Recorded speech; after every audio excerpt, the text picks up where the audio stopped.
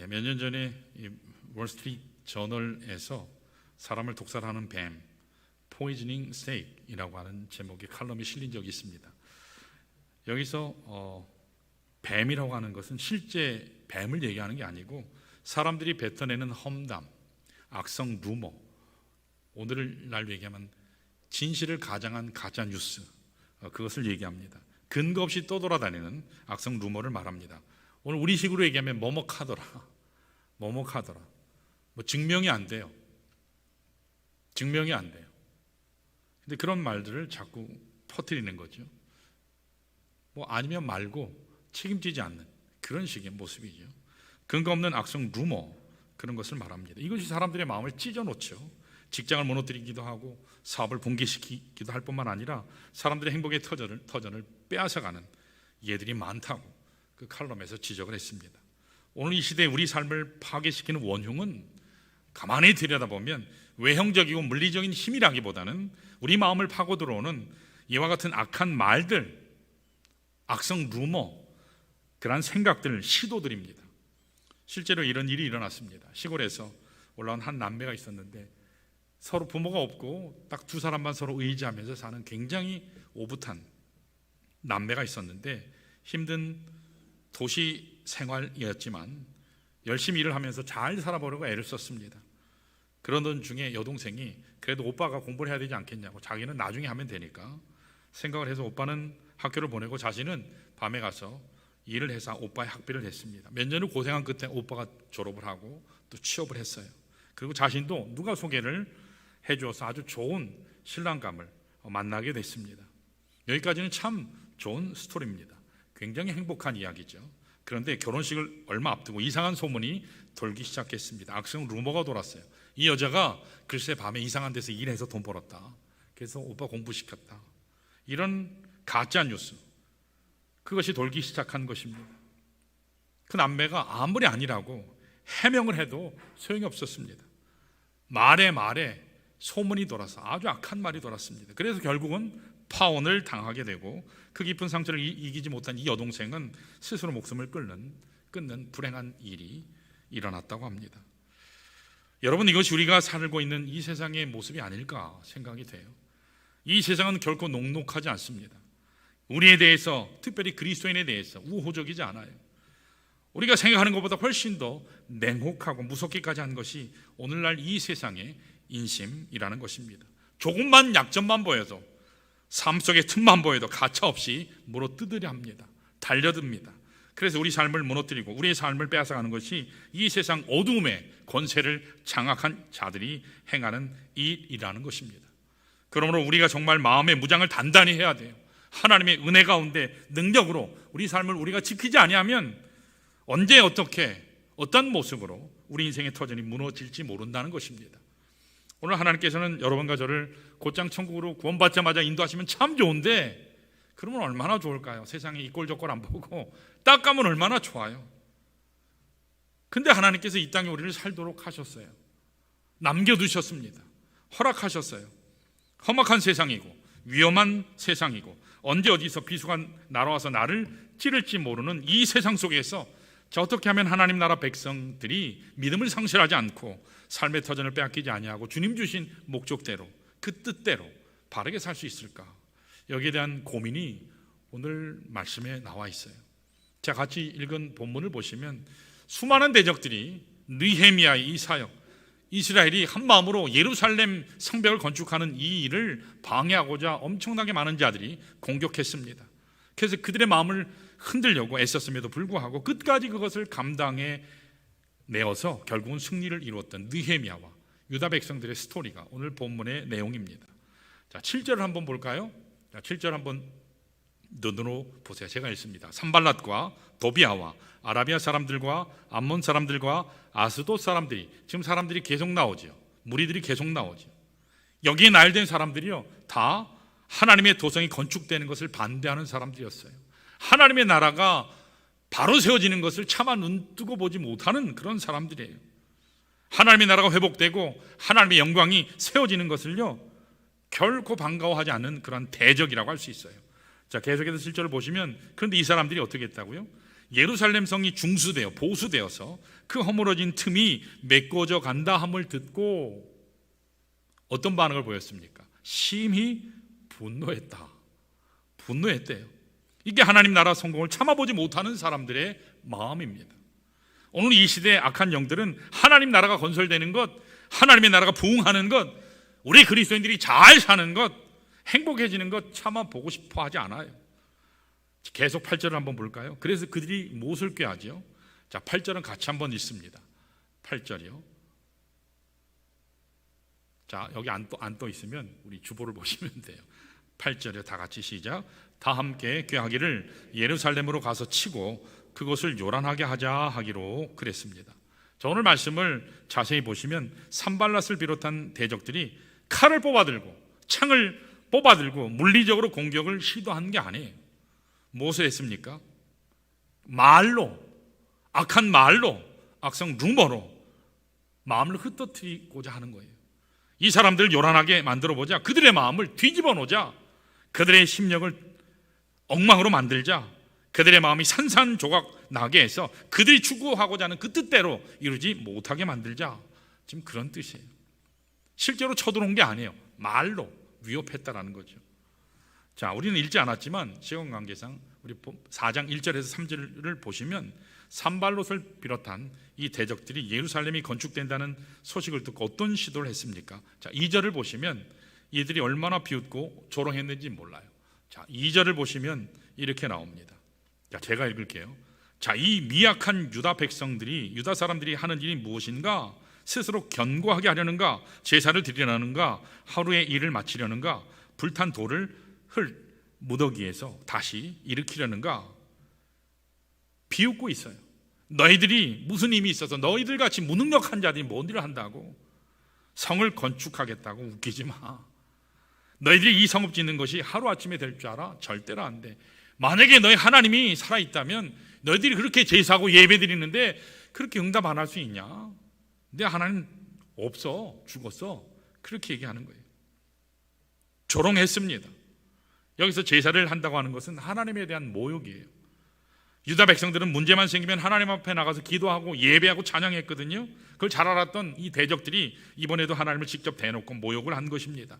그래, 너희들이 이 성읍을 지어서 하나님께 제사하려고 하는데, 그래, 하나님 열심히 불러봐. 하나님이 대답하나? 지금까지 너희 하나님이 있었다면 너희를 이렇게 내버려 두지 않을걸? 엄청난 악의를 가지고 하나님 나라 백성들을 모독하고 있어요. 협박하고 있습니다. 그것도 모자라서 3절을 보면 이렇게 나와요. 3절에 자, 같이 한번 읽어볼까요? 3절 시작. 암몬 사람 도비아는 곁에 있다가 이르되 그들이 건축하는 돌 성벽은 여호가 올라가도 곧 무너지리라 하더라. 여러분, 얼마나 속상해요. 얼마나 부실하게 지었으면 여호가 올라가면 무너질까요?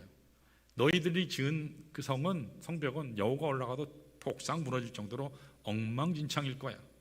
사악한 말들을 통해서 악한 자들이 백성을 공격하고 있어요. 여러분, 칼 들고 오면 보이기라도 하죠. 창을 들고 오면 방어라도 할 수 있죠. 근데 이게 말이라고 하는 것은요, 눈에 보이지 않잖아요. 말의 비수는요, 막기가 굉장히 어려워요. 단속하기가 쉽지 않죠. 오늘 악한 마귀 사탄이 하나님의 교회를 비방하고 하나님의 백성을 공격할 때 여러분, 이렇게 마음을 뒤집는 말을 통해서 우리를 공격한다는 사실을 잘 기억하시기를 바라요. 어떤 일이 일어나지 않거든요. 실제로 다 말로 하는 거예요. 말로요. 오늘 우리가 우리의 마음을 단단히 지켜야 할 줄 믿습니다. 정말 내 바른 마음을 지키고 믿음을 가지고 우리의 심령을 주관하지 아니하면 우리가 언제 악한 공격에, 악한 영의 공격 앞에 무너질지 모른다는 것입니다. 오늘 많은 사람들이 겉모양을 볼 때는요, 멀쩡하게 보여요. 그런데 그 속 심령을 들여다보면 굉장한 고통이 있고 아픔이 있고 문제들을 안고 살아가는 것을 보게 돼요. 오래전에 우리 여자는 남자하기 나름이에요. 광고 문구로 굉장히 히트친 탤런트가 한 사람 있죠. 우리 40대, 30대 이하로는 잘 모를 것 같은데, 여자는 남자하기, 그러니까 남자는 여자하기 나름이에요. 왜 반응이 없나 했네. 뒤집어서 얘기해서 그렇군요. 자, 남자는 여자하기 나름이에요. 남자는 여자하기 나름이에요. TV 팔면서 뭐 냉장고 팔면서 이런 문구 굉장히 많이 겠죠. 누구죠? 최진실 씨죠. 그분이 그런데 2008년 10월에 자살을 했죠. 자살을 했습니다. 참으로 충격적인 사건이었습니다. 이분이 강남중앙침례교회까지 출석하면서 살아보려고 발버둥 치기까지 했거든요. 이 자살 사건이 단순히 한 인기 있는 탤런트가 죽었다라고 하는 것 때문이 아니라 정말 상상할 수 없는 그의 배경, 그것을 알고는 참 안타까움을 느꼈습니다. 얼마나 밝고 명랑하고 똑순이라는 별명까지 있었잖아요. 똑부러지고 열심히 살았는데 인기 절정의 배우였습니다. 돈이 없는 게 아니었어요. 미래가 없는 사람이 아니었습니다. 그 내면을 그런데 들여다보니까 우리가 알지 못했던 큰 아픔이 있더라는 거예요. 그리고 큰 고통을 안고 지냈던 그런 사람이었던 걸 알게 돼요. 저는 이것이 우리 모두가 겪는 인생의 현실이 아닌가 생각이 돼요. 다들 웃고는 있는데, 다들 잘 사는 것처럼 보이는데 한꺼풀만 벗겨보면 그 안에 지독한 연약함과 아픔이 그대로 들어있습니다. 무엇인가 붙잡고 싶은데 붙잡을 게 없어요.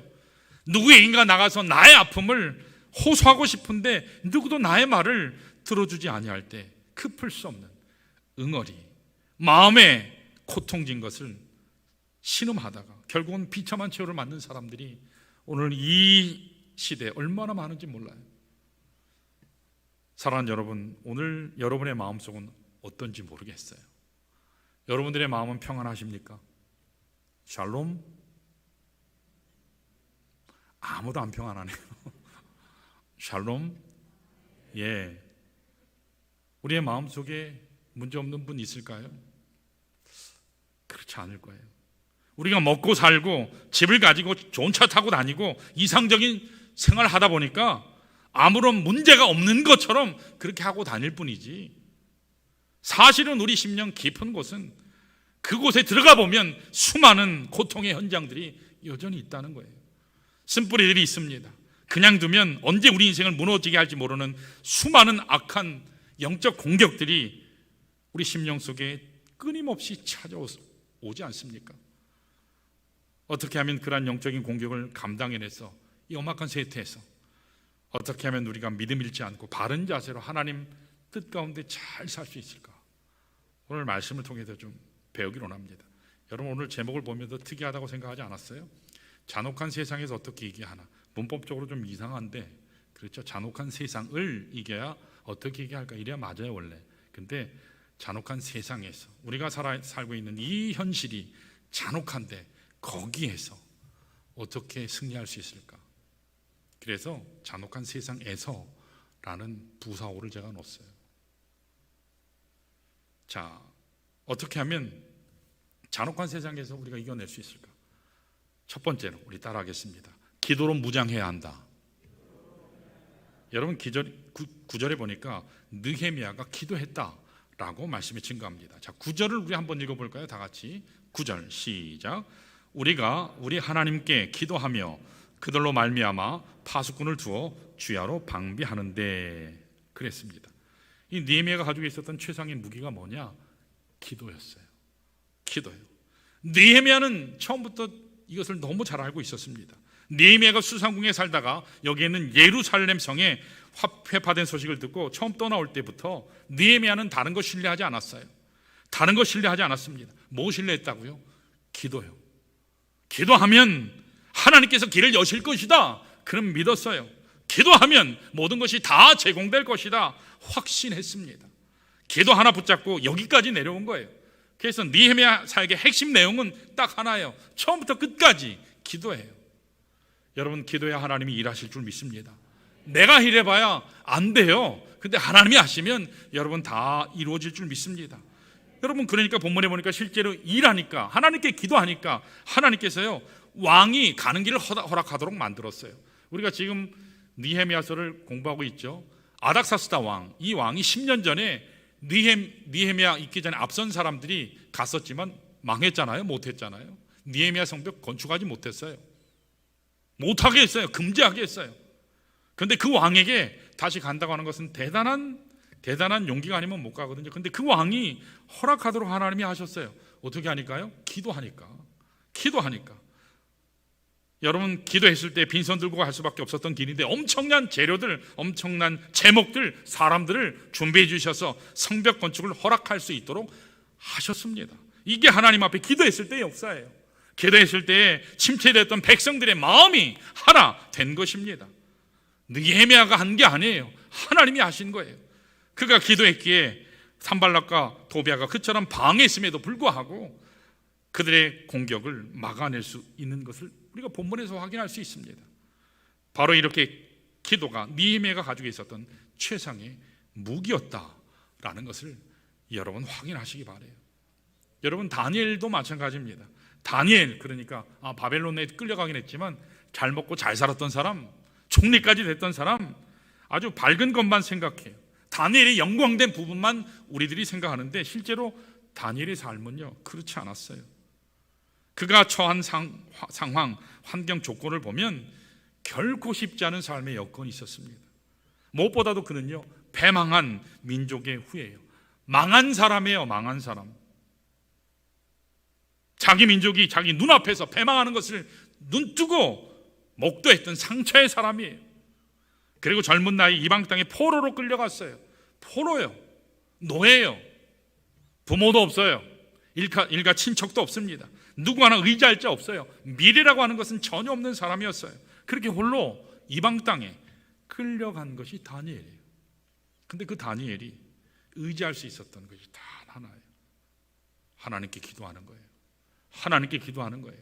아무것도 없어도 하나님께 기도하면 살 줄로 믿습니다. 그래서 그는 이방 땅 바벨론에 끌려갔음에도 불구하고 매일매일 예루살렘 성을 향해서 창문을 열고 하나님 앞에 통곡하며 부르짖으며 기도한 것입니다. 기도했더니 하나님께서 포로로 잡혀갔던 그 히브리 청년을 그 강대국의 총리가 되게 하셨습니다. 기도했더니 그를 모함했던 수많은 대적들이 그를 무너뜨리려고 시도했음에도 불구하고 하나님께서 그들의 공격을 다 막아주셨어요. 기도했더니 심지어 사자굴 속에 던져졌을지라도 그가요 웃으면서 나왔습니다. 몸 상하지 않고 나왔어요. 오히려 담대한 승리자가 되어 나온 것입니다. 이것이 하나님의 말씀이 증거하는 거예요. 사랑하는 여러분, 기도가 최상의 무기인 줄로 믿습니다. 기도할 때 우리 인생의 전성기가 열릴 줄 믿습니다. 기도할 때 하늘문이 열리기 시작해요. 하나님께서 일하십니다. 기도할 때 내 마음의 근심이 떠나갑니다. 악한 영이 어둠의 권세가 떠나가게 될 줄 믿습니다. 그래서 하나님 백성답게 살게 되는 겁니다. 여러분, 하나님의 교회가 가장 교회다울 때가 언제인 줄 아세요? 사람 많이 모이면요 물론 그것도 필요해요. 식사교제가 막 왕성하면요 물론 그것도 필요해요. 재정이 엄청나게 많으면요 물론 그것도 필요해요. 하나님의 교회가 가장 하나님의 교회다운 때는요 하나님의 교회가 진실로 다이내믹하고 능력 있는 교회는요 언제나 기도할 때였어요. 여러분, 기도하시기 축원합니다. 기도하시면 다 돼요. 여러분, 초대교회를 한번 볼까요? 초대교회에 건물이 있었나요? 우리 교회 건물 참 좋죠. 요즘은 그런 얘기를 해요. 교회 전도지는 교회 건물이라고. 교회 잘 지어놓으면 가는 사람도 가다가 지나가다 들어온다. 저희 교회 그런 분들 꽤 있으세요. 지나가다가 원래는 저 딴 교회 가려고 그랬었는데 여기도 교회가 있네? 들어가 보자. 그리고 들어오셔서 정착하신 분들도 계세요. 또 어떤 분들은 지나가시다가 다른 교회 있으시다가 여기 혹시 밥 주나? 밥 드시러 오셨다가 맛있네? 그리고 정착하신 분도 계세요. 여러분, 초대교회는요 건물이 없었어요. 재정적인 능력이 있었나요? 쓸만한 사람이 있었나요? 엘리트요? 권력자요? 제사장이요? 바리새인이요? 사두개인이요? 하나도 없었어요. 참으로 초라한 소시민들이었습니다. 소외된 사람들이에요. 근데 그들이 기도할 때 초대교회는 강력한 능력의 교회가 되었습니다. 복음을 가지고 온 땅을 점령했어요. 나중에는 로마 제국까지 뒤엎는 강력한 교회가 된 것을 보게 됩니다. 오늘도 마찬가지예요.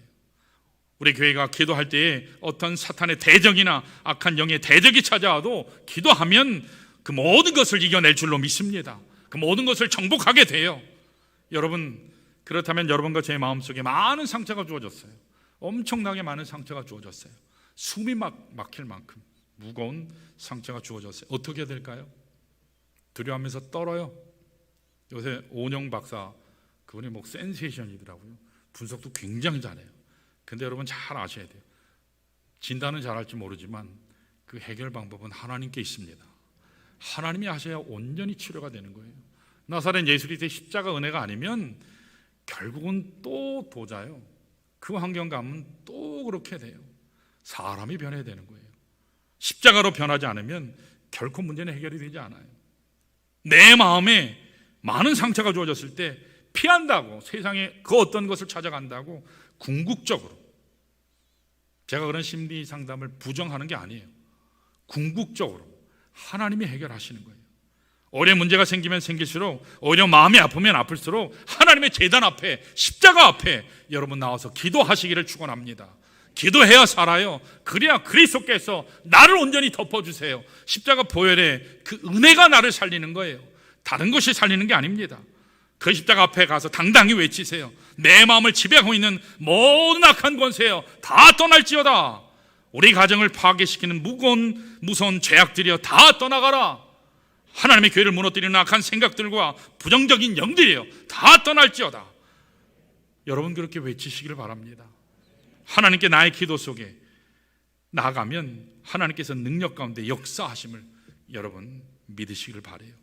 그래서 여러분 기도 모임이 중요해요. 여러분 사랑하는 것도, 사랑과의 신뢰관계도 어떻죠? 시간이 쌓여야 돼요.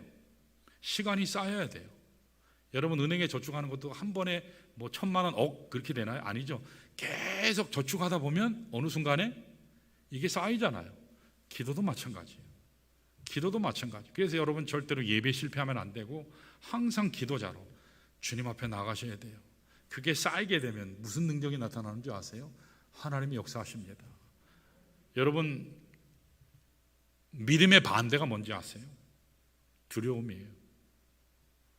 야이로가 그 딸이 죽었을 때 절망하고 철퍼덕 앉아서 이제 끝났구나 했을 때 주님이 그에게 뭐라고 얘기하셨죠? 두려워하지 말고 믿기만 하라. 두려워하지 말고 믿기만 해. 여러분 두려워하지 마셔야 돼요. 믿음으로 나아가시길 바랍니다. 그래서 새벽기도가 중요한 것이고 금요기도회가 중요한 거예요. 오늘부터 중보기도 사역을 시작했는데, 자, 중보기도 사역 참여하신 분 손 한번 들어보세요. 손 들어보세요. 자신 있게 드세요. 나는 기도의 사람이야 이러면서. 자, 예, 감사합니다. 여러분 더 많이 참여하시길 바랍니다. 참여하시면 여러분 은혜가 돼요. 여러분 그 미국이 아니라 영국의 스펄전 목사님이 세계적인 모든 18, 19세기, 20세기 있어서 가장 설교의 황제라고 하는 분이 스펄전 목사님이에요. 그분이 침례교 목사님이에요. 침례교 바프티스트. 근데 그분이 그냥 저절로 자란 게 아니에요. 그분이 설교할 때 6,000명이, 그 당시에 이게 마이크도 없었어요. 근데 그분이 설교하면 하나님이 역사하셔서 그분의 설교가 저 끝까지 다 들렸대요. 다 들렸대요. 6,000명이 다 들었대요.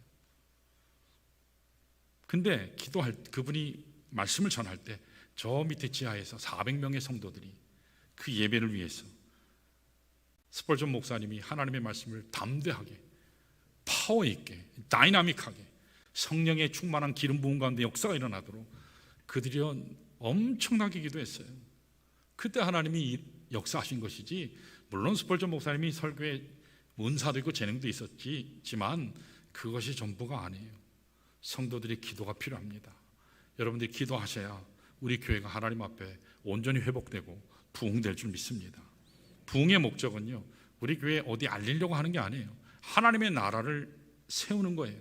하나님의 나라, 그 비전을 이루는 거예요. 그래서 교회 재정 같은 경우도 남기면 안 되는 거예요. 다 써야 되는 거예요. 왜요? 잉여는 자본주의의 가장 큰 혜택이지만 가장 큰 부패 원인이죠. 교회가 부패하는 이유는 특정한 목적이 아닌 한은 다 써야 돼요. 그래 하나님이 기뻐하시는 거죠. 풍성하게 돼서 하나님께서 우리 교회 마음껏 쓰게 하실 날을 고대하시기를 바랍니다. 자, 이렇게 기도가 세상의 공격 가운데서 우리를 일어서도록 만드는 첫 번째 비결이에요. 자, 두 번째 따라할까요? 하나님께 초점을 맞춰야 한다. 자, 이걸 뒤집어서 쉽게 표현하면 우리 마음에 하나님을 품어야 한다, 그 말이에요. 하나님을 품어야 한다. 여러분 하나님을 마음에 품을 때 우리는 세상의 공격을 이겨낼 수 있어요. 하나님이 내 심령 가운데 충만하면, 하나님이 가득하게 되면 세상이 나를 쓰러뜨릴 수가 없어요. 내 안에 내가 능력이 있어서가 아니라 내 안에 하나님이 역사하시기 때문에 우리를 넘어뜨릴 수 없어요. 자, 다 같이 10절에서 12절 한번 볼까요? 여러분, 느헤미야가 확신하고 있어요. 하나님이 반드시 이 성벽 건축을 이루시리라. 여러분, 내가 이루는 게 아니에요. 하나님이 이루시리라. 하나님이 이루시리라. 그런 고백으로 여러분 항상 나아가시기를 바랍니다. 그런데 문제는 뭐냐면 느헤미야의 이러한 신앙적인 결단과 의지가 아직 백성에게 전달이 제대로 안 됐어요. 여러분, 이스라엘이 광야에서 굉장히 헤맸잖아요. 광야 1세대가 특별히 하나님 앞에 멸망되게 된, 다 죽었죠. 불신앙 가운데 있었기 때문에. 불평대학 원망학과 학생들이었어요. 다 입에 나오기만 항상 불평, 원망. 근데 그들이 우스갯소리로, 그들이 왜 망한 줄 아세요? 모세가 광고할 때 광고를 잘 안 들어가지고 광고하는데 저 딴짓하고 있다가 그래서 망했다고 그래요. 그건 저는 우스갯소리긴 하지만 맞지 않나 생각이 돼요. 하나님의 의도, 하나님의 말씀을 여러분 잘 들으시길 바랍니다. 분명히 광고했는데 모르신대요. 여러분, 하나님의 말씀을 잘 들으셔야 돼요. 느헤미야가 신앙적인 결단과 의지를 계속 끊임없이 전명했음에도 불구하고 백성들이 제대로 안 들었어요. 아직 전달이 안 된 것 같아요. 그래서 백성들 중에는 산발랏과 도비아의 공격 앞에 두려워하면서 실망하면서 떠나는 사람들이 생기기 시작했어요. 자, 특별히 본문 10절에서 12절 내부의 공격자들이 막 생겨요. 성벽을 반쯤 건축했을 때, 수축했을 때요. 자, 우리 한번 읽어볼까요? 어떤 일들이 일어났나? 10절 같이 한번 읽습니다. 천천히 한번 읽어보세요. 시작. 유다 사람들은 이르기를 흙 무더기가 아직도 많거늘 짐을 나르는 자의 힘이 다 빠졌으니 우리가 성을 건축하지 못하리라 하고. 아멘. 여러분, 이미 절반을 이룬 상태거든요. 많이 했어요. 지난 140년, 150년 누구도 완성하지 못하는 이 일을 지금 단시간에 이미 반을 했어요. 백성들 중에는요, 안 된다 말하는 사람들이 나오기 시작합니다. 부정적인 이야기를 하기 시작해요. 낙심하는 모습이죠. 여러분, 부정적인 이야기는요, 오늘날의 한국 사회, 우리 사회 인터넷 댓글이라는 거 굉장히 심각해요. 댓글 어떤 거를 갖다 퍼다가, 아까 이 악성 루머 얘기했는데, 어떤 글을 옛날에는 잘못된 소문을 하나 퍼뜨리면 하나에서 10 정도까지만 갔다면 지금은 하나를 퍼나르면 지금 1000만, 10만, 100만 이런 식으로 증폭돼요. 인터넷이 어떤 면에서는 사탄이 쓰는 죄악의 창과도 같은 그런 모습이 아닌가 생각이 돼요. 부정적인 것은요, 잘못된 것은요, 스탑을 해야 돼요. 교회에 부정적인 이야기가 나오면 여러분 스탑하셔야 돼요. 사실 확인을 하셔야 돼요. 근데 어떻죠? 그래, 어쩐지 그런 줄 알았어, 그렇더라, 말을 갖다 붙이시면 안 돼요. 동의하시면 안 돼요. 판단은 항상 유보하셔야 돼요. 하나님께서 모든 것을 다 보여주실 때까지는, 다 선명하게 그림이 완성될 때까지는 함부로 얘기하면 안 돼요. 그럼 모두가 그 가운데 부정적인 것에 빠져들어요. 부정적인 이야기, 부정적인 생각을 나에게서부터 차단하면 더 이상 전달이 안 돼요. 전달이 안 되면 하나님의 교회는요, 문제가 없어요. 자, 그런데 안 된다 그런 말을 받아가지고 옮기는데 갖다 더해서 옮기죠. 이스라엘이 지금 그런 모습이에요. 이런 모습이 나오기 시작해요. 낙심하는 모습입니다. 자, 11절을 계속해서 볼까요? 또 어떤 문제가 있나? 11절이요. 시작. 우리의 원수들은 이르기를 그들이 알지 못하고 보지 못하는 사이에 우리가 그들 가운데 달려 들어가서 살육하여 역사를 그치게 하리라 하고. 잘 보세요. 지금 이들이 쳐들어왔나요? 말로만 하는 거예요. 말로. 산발락과 도비아 같은 대적들이 공격해서 우리는 언제 죽음 당할지도 몰라 두려움 가운데 빠진 모습이에요. 여러분, 하나님은 믿는 자들에게 두려운 마음을 주시지 않는다 그랬어요. 능력을 주신다 했고 사랑을 주신다 했어요. 절제하는 마음을 주신다 했어요. 두려워하는 마음은 여러분 단연코 사단이 주는 거예요. 그 사실을 잘 기억하시기 바라요. 만왕의 왕이신 창조주이신 전능하신 하나님이 나의 아버지인데 두려워할 게 뭐가 있습니까? 죽기밖에 더해요. 죽으면 천국 가는데. 아멘. 여러분 배짱이 있으셔야 돼요. 죽음의 문제가 이미 해결된 그리스도인은 두려움이 없어요. 왜요? 나는 하나님이 주신 사명 살다 가면 돼요. 말 때문에 위축돼요. 위협 때문에 도망치려 합니다. 두려움에 빠진 모습이에요. 낙심하는 모습이 있고 두려워하는 모습이 있어요. 12절을 볼까요? 이건 더 심각해요. 내부의 적입니다. 읽습니다. 시작. 그 원수들의 근처에 거주하는 유다 사람들도 그 각처에서 와서 10번이나 우리에게 말하기를 너희가 우리에게로 와야 하리라 하기로 그랬습니다. 여러분, 하나님의 사역을 포기하고 그냥 원래대로 와. 유혹이에요. 여러분, 우리가 사람들을 대할 때 위하는 척하면서 어떻죠? 부정적으로 행동하게 하는 그런 사람들 많잖아요. 위하는 척하는데 가만히 들어보면 이건 아닌 거예요. 해야 될 일이 산적한데 너의 능력으로는 할 수 없으니 위하는 척하잖아요. 빨리 손 털고 나와라. 뭐 하나님의 일을 하지 마라 이 말이잖아요. 위하는 척하면서 하나님의 일을 방해하는 거예요. 교묘하게 방해합니다. 자기처럼 낙심하는 사람들이 나오기 시작하고 두려워하는 사람들이 생기고 포기하라고 하는 사람들까지 나오는데 이 시점에서 느헤미야가 이와 같은 사람들에게 외친 말씀이 있어요. 그게 14절이에요. 우리 한번 볼까요? 14절이에요. 자, 제가 색깔로 표시한 저기를 한번 읽어볼까요? 같이 시작. 내가 돌아본 후에 일어나서 귀족들과 민장들과 남은 백성에게 말하기를 너희는 그들을 두려워하지 말고 지극히 크시고 두려우신 줄을 기억하고 그랬습니다. 여러분, 여기 굉장히 중요한 승리의 비결이 소개되고 있어요. 그들이 어떤 형태를 가지고 쳐들어오든지 너희를 공격하든지 상관하지 말고 두려워하지 말고 지극히 크시고 참으로 두려워해야 될 전능하신 하나님께 모든 초점을 맞춰라. 하나님께 초점을 맞춰라. 그렇게 이야기해요. 다시 말해서 하나님을 마음에 품으라. 하나님을 마음에 품으라 선포하고 있습니다. 사랑하는 여러분, 이것이 세상을 이기는 능력인 줄 믿습니다. 여러분, 마음에 선택하셔야 돼요. 하나님을 품을 것인가, 문제를 품을 것인가. 여러분, 문제가 생겼을 때 문제에 초점을 맞추고 여러분 마음속에 그 문제를 계속 담고 계시면 어떤 결과가 나타나는 줄 아세요? 예컨대 만일 사업이 안 된다고 계속 나는 안 돼, 나는 안 돼, 안 돼 계속 그러면 어떻게 되죠? 진짜로 안 돼요. 진짜로 안 돼요. 문제가 해결 안 돼요. 결국은 그 문제가 스트레스를 주고 신경쇠약에 걸리게 하고 우울증 앓게 하고 결국은 여러분 자신을 붕괴하게 만드는 근본 원인이 돼요. 문제를 품고 있으면 어떻게 해야 될까요? 문제가 아니라 하나님을 품으시기를 바라요. 하나님을 품으시면 문제가 더 이상 문제가 안 돼요. 문제가 아무리 복잡해도 하나님이 해결하실 줄 믿습니다. 내가 나대서 해결하면 엉망진창이 되는데 하나님이 해결하시면 깔끔하게 뒤탈 없게 될 줄 믿습니다. 태산 같은 문제도요, 정복돼요. 해보세요. 믿음의 자산이 쌓이면 담대하게 돼요. 여러분, 이것을 너무도 잘 알았던 사람이 다윗이에요. 시편 27편 1절에 다윗이 이렇게 고백했습니다. 우리 한번 읽어볼까요? 같이요. 시작.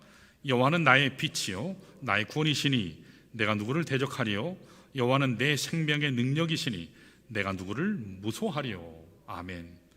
여러분, 다윗은요 그 인생 가운데 대적이 너무너무 많았어요. 가는 곳마다 대적이요. 블레셋을 비롯해서 수많은 이방 족속들이 공격했어요. 여러분, 그 중에서 다윗을 가장 공경에 빠뜨렸던 사람이 있죠. 누구죠? 사울 왕. 장인이잖아요. 장인어른, 가족이잖아요. 수많은 대적들이 다윗을 삼키려고 찾아왔지만 다윗은요 꿈쩍하지 않았어요. 이유가 뭐라고요? 여호와 하나님이 나의 빛이신데, 빛이신 그 하나님이 나와 함께 하시면 여러분 어둠이 떠나갑니다. 어둠의 권세가 떠나가요.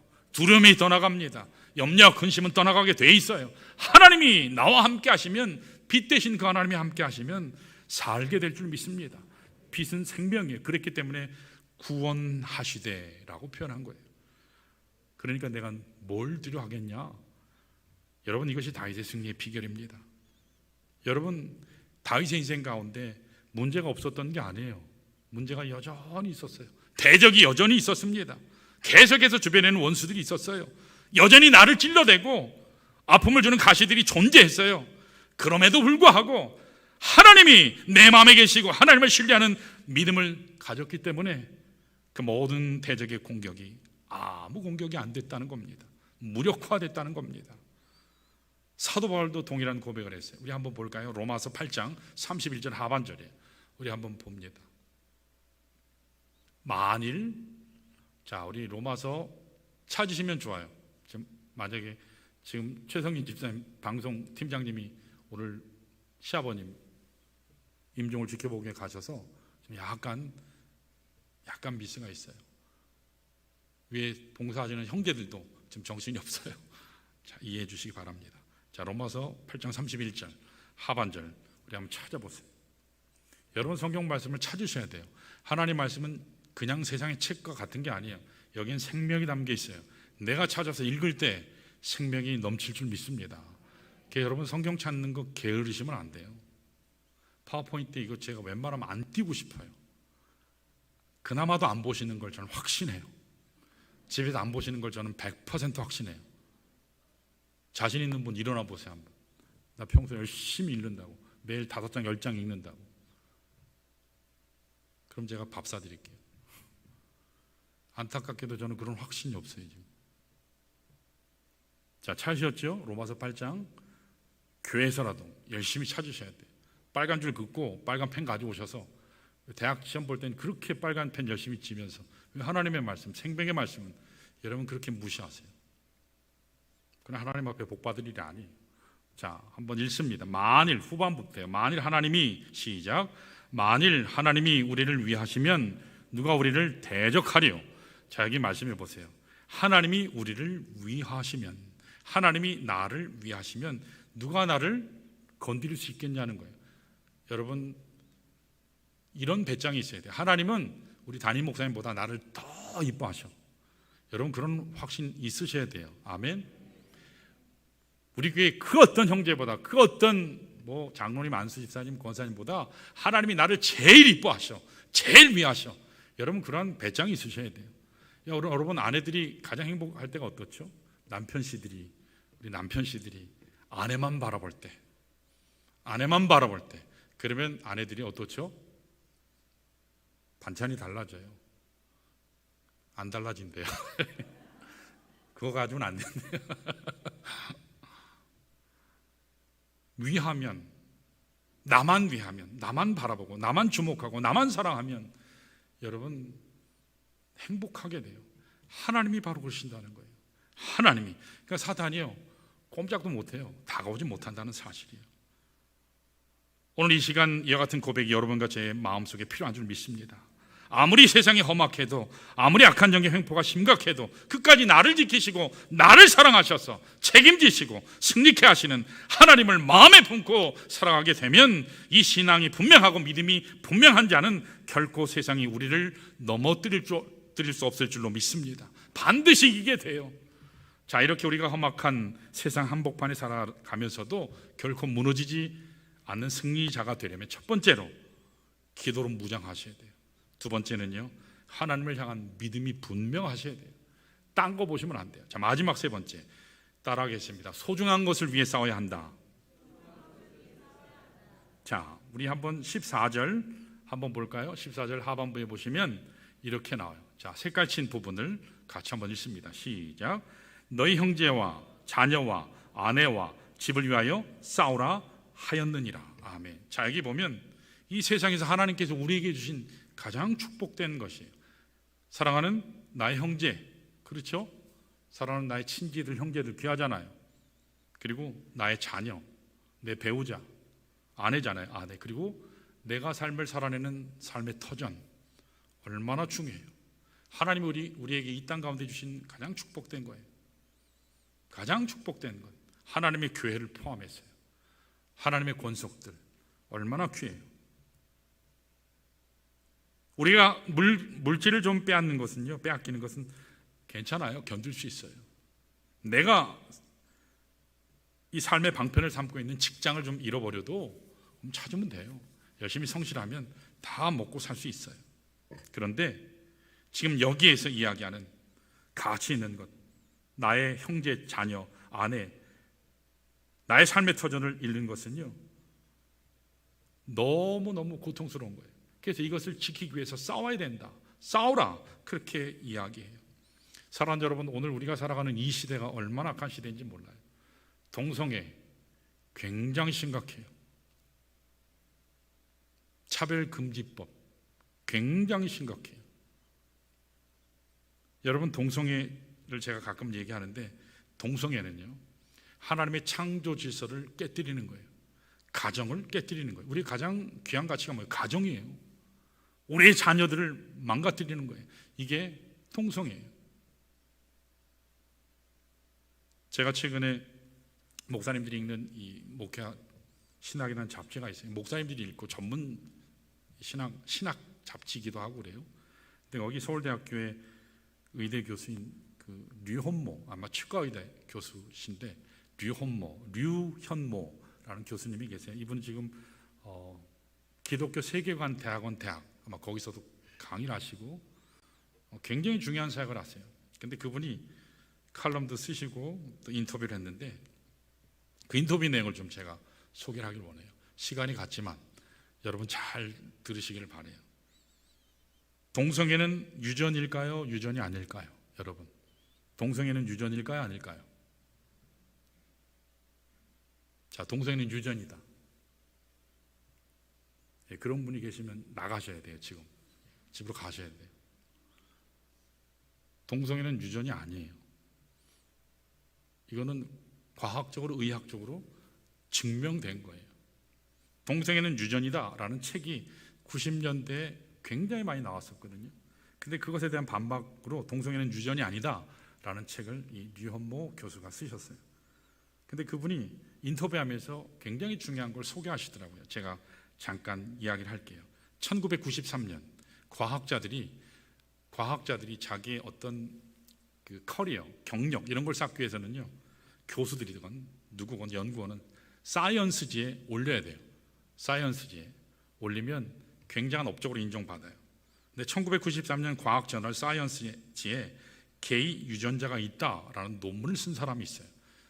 지금부터 굉장히 오래된 얘기죠. 거의 30여 년 전에 이 논문이 나왔어요. 이것을 발표한 사람이 동성애자예요. 동성애자. 그 당시에 미국 국립보건원 연구원인 딘 해머, 여러분 이름을 기억하시면 좋아요. 딘 해머라는 인물이에요. 그래서 이후에 게이 유전자가 있다, 동성애 유전자가 있다는 그의 주장을 반박하기 위해서 기독교계에서 굉장히 논문이 나왔고 양측의 공방이 한참 가는데, 제가 미국에서 목회하던 2003년에 동성애를 합법화하는 연방대법원 판결이 나왔어요. 동성애. 2003년. 이게 10년 후에 이렇게 된 거예요. 그 논문이 나온 후에 10년. 그리고 26년 후인 2015년, 제가 이제 우리 좋은교회 담임 목사로 오기 전에 미국에서 목회할 때 2015년에 동성혼, 이번에는 동성결혼 합법화하는 연방대법원 판결이 나왔어요. 그때 목사님들이 난리 났어요. 미국에는 결혼을 하게 되면요, 반드시 목사님에게 주례를 받아요. 목사님들에게, 아니면 신부님들에게 주례를 받아요. 왜냐하면 거기 사인이 있어야 되거든요. 그래야 그것이 증명서가 돼요. 그래서 목사님들에게, 신부님들에게 주례를 받아야 돼요. 근데 만약에 게이나 레즈비언, 남자끼리 사랑하고 여자끼리 사랑하는 그분들이 결혼하겠다고 와서 주례해달라고 딱 부탁을 하면 거절을 할 수가 없어요. 거절을 하면 소송당해요. 그래서 감옥 가야 돼요. 그래서 목사님들이 웬만하면 다른 일 스케줄이 있다고 바쁘다고 도망 다녀야 된다, 그런 얘기를 우스갯소리를 얘기했거든요. 2015년에 동성혼 합법화하는 연방대법원 판결이 나왔어요. 연이은 판결 근거가 뭐냐면, 아까 말씀드린 1993년 딘 해머가 쓴 그 논문이 근거였어요. 참 안타깝죠. 근데 2019년에 너무 늦게 이것에 대한 반박하는 연구, 구체적인 연구가 나왔어요. 2019년에 무려 26년 후에 사이언스지에, 똑같은 그 잡지에, 사이언스지에 크리스찬들이 논문을 올렸어요. 영국과 미국에 이번에는 40만 명을 대상으로 해서 게이들을 조사를 했어요. 레즈비언들을 조사했어요. 동성애자들을. 그들의 유전체 검사와 성적 지향을 조사한 결과를 발표한 논문을 거기에 실었어요. 게이 유전자가 있다라는 논문을 완전히 박살내는 결정판이었어요. 그 전에 딘 해머가 쓴 논문은요, 게이 유전자가 있다라고 하는 그 논문은 동성애자 수십 명 또는 수백 명을 대상으로 해서 그 논문을 썼어요. 자, 그런데 이 논문은 2019년에 사이언스지에 올라온 이 논문은 그와는 차원이 다른 40만 명, 최대 40만 명을 대상으로 많은 양의 샘플과 전장 유전체 분석이라는 최신의 방법을 사용했어요. 동성애가 유전자가 아니다라는 것을 증명했어요. 동성애는 유전적으로 절대 설명할 수 없다. 그래서 동성애 성적 행동의 특성은 너무 많은 표현형을 포함하기 때문에 지금까지 발견된 이 유전적인 요소를 다 합치고 다 표현해도 저 반대에 있는 동성애자들이 주장한 것까지 다 합쳐서 아무리 설명을 해도 적게는 8%에서 25%의 관계를 설명할 수 있을 뿐이다. 그렇게 논문에서 기록을 했어요. 이걸 더 쉽게 표현하면 제2형 당뇨병, 우리가 당뇨병 많이 알잖아요. 당뇨병을 앓는데 제2형 당뇨병의 경우는 유전적인 경향이 있다. 유전적 소인이라고 표현하는데 유전적 경향이 있는데 그럼에도 불구하고 유전 때문에 어쩔 수 없이 당뇨병에 걸렸다. 그렇게 의사들이 이해하지 않는데요. 경향인 거지 유전적으로 이게 대를 이어서 내려간다 그렇게 얘기를 하지 않는 거예요. 그러니까 이것은 식습관이나 운동으로 조정할 수 있다, 예방할 수 있다는 겁니다. 동성애라고 하는 것은요, 자기 스스로 선택하는 대단한 위험한 선택입니다. 실제로 동성애는 이 충동적인 선택을 잘하는 사람이 빠지기 쉽대요, 통계적으로. 그리고 한번 빠지면 헤어나기 힘든 마약, 술, 담배 그런 것과 같이 그런 중독의 특성을 가진대요. 특별히 남성 동성애자들은 불특정 다수와 성관계를 갖기 때문에 에이즈를 비롯한 수많은 성병의 위험에 노출된대. 그래서 어떤 학자는, 의사는 동성애를 계속 행하는 사람은 시간이 문제지 반드시 에이즈나 이런 HIV 이런 면역 결핍증 그 병에 걸리게 돼 있다고 그렇게 얘기까지 했습니다. 여러분, 유전적 소인, 유전적인 경향, 중독적인 경향이 있다면, 소인이 있다면 그 위험성을 알려야 돼요. 예방해야 돼요. 치료를 권하는 것이 그들을 사랑하는 거예요. 제가 전반부에도 얘기했지만 동성애와 동성애자는 달라요. 동성애자를 하나님은 사랑하세요. 그들을 구원하시기를 소원하세요. 그들을 차별해서 교회 들어오지 못하게 하는 그런 일은 없어야 돼요. 누구든 다 복음을 들어야 돼요. 그러나 동성애는 철저하게 퇴치해야 되는 겁니다. 마지막으로 간증 하나 하고 시간 같지만 간증 하나하고 마치겠습니다. 1948년에 루마니아가 아직 공산치에 있을 때 목사님 한 분이 감옥에 투옥이 됐는데 16년 동안 감옥에 투옥이 되셨어요. 그러니까 엄청나게 고문당하고 두들겨 맞고 이분을 세뇌시키려고 엄청난 악랄한 일을 자행을 했습니다. 한 번은 감옥에 있는 모든 죄수들에게 이렇게 광고를 했어요. 우리가 너희들 일가 친척 가족들에게 다 초청 카드를 보내서 가족들이 모두 면회 올 수 있도록 할 테니까 카드를 제출하라고. 카드를 제출했더니 다 보냈어요.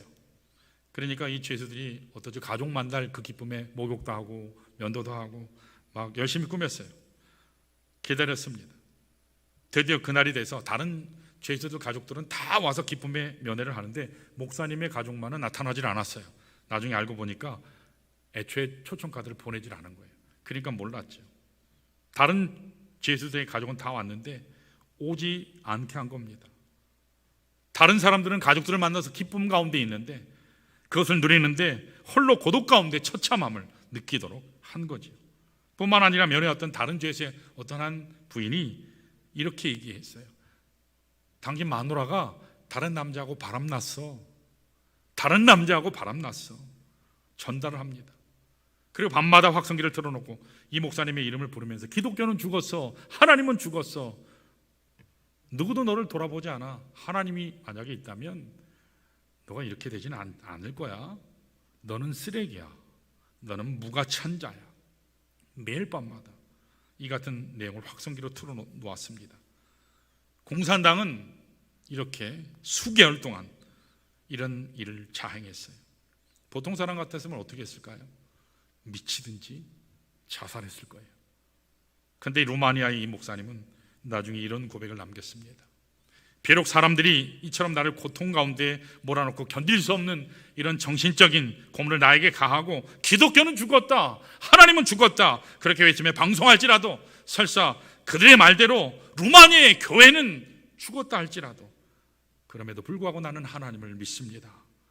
비록 기독교가 이 땅에 루마니아에 지금은 장사 지낸 바 된다 할지라도 나는 그 무덤가에 서서 루마니아의 하나님의 교회가, 예수의 교회가 다시 부활하여서 일어날 때까지 나는 거기에서 통회하며 울며 기도할 것입니다.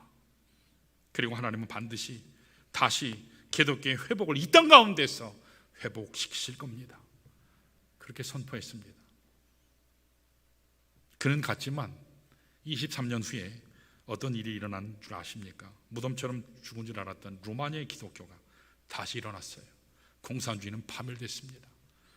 사랑하는 성도 여러분, 이게 바로 기독교예요. 하나님의 교회입니다. 사랑하는 여러분, 오늘 아무리 세상이 우리를 핍박하고 아무리 절망적인 메시지를 던져서 우리를 낙심시킨다고 해도 죽은 가운데서 다시 부활하신 예수 그리스도의 능력을 믿어야 할 줄 믿습니다. 여러분과 저는 세상이 나에게 주는 그런 공격 때문에 결코 실망해서는 안 될 자들이에요. 다시 일어서시기를 바랍니다. 하나님의 능력으로 다시 일어서시기를 축원합니다. 이 세상이 보란듯이 우리에게 대적했던 모든 원수들이 보란듯이 하나님의 영광을 찬양하세요. 하나님의 능력을 드러내세요. 진실로 하나님의 위대하심을 선포하시길 바랍니다. 그래서 한 주간의 삶도 하나님 은혜 가운데, 영광 가운데 살아내시기를 축원합니다.